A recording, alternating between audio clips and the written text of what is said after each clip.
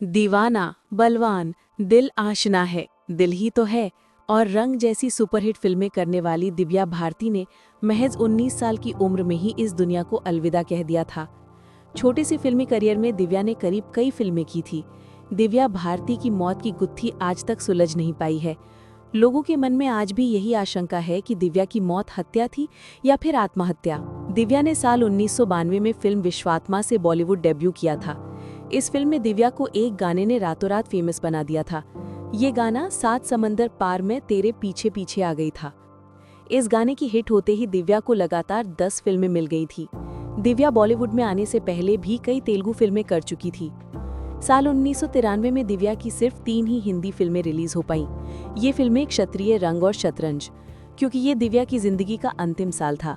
5 अप्रैल 1993 को अंतिम सांस लेने वाली दिव्या ने सुहागन के रूप में ही दम तोड़ा, क्योंकि उससे ठीक 1 साल पहले ही तो उनकी शादी हुई थी।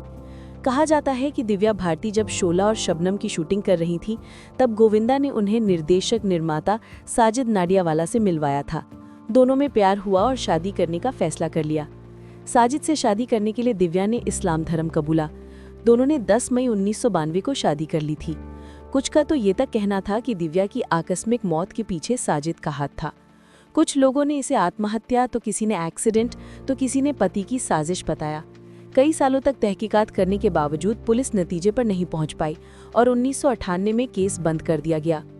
लेकिन कैसे हुई दिव्या की मौत और चंद घंटों पहले तक क्यों इतनी खुश थी दिव्या? खबरों की माने तो मौत वाले दिन ही दिव्या भारती ने मुंबई में अपने लिए नया 4 BHK का घर खरीदा था और डील फाइनल की थी। दिव्या ने ये खुशखबरी अपने भाई कुणाल को भी दी थी।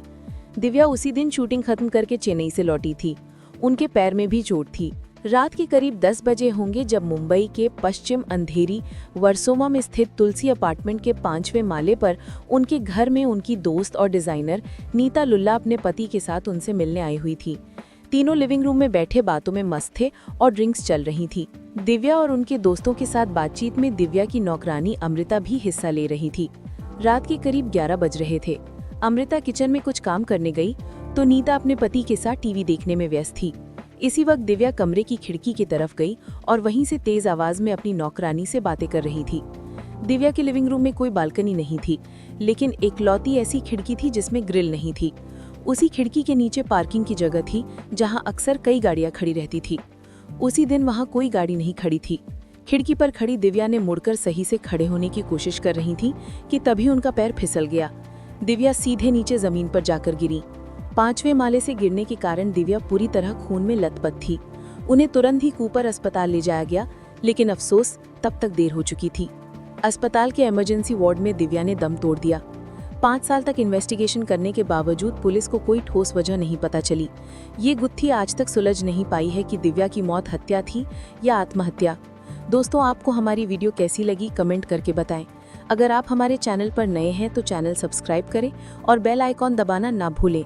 जल्द मिलते हैं किसी और वीडियो के साथ। तब तक के लिए आदाब, नमस्कार, खुदा हाफिज।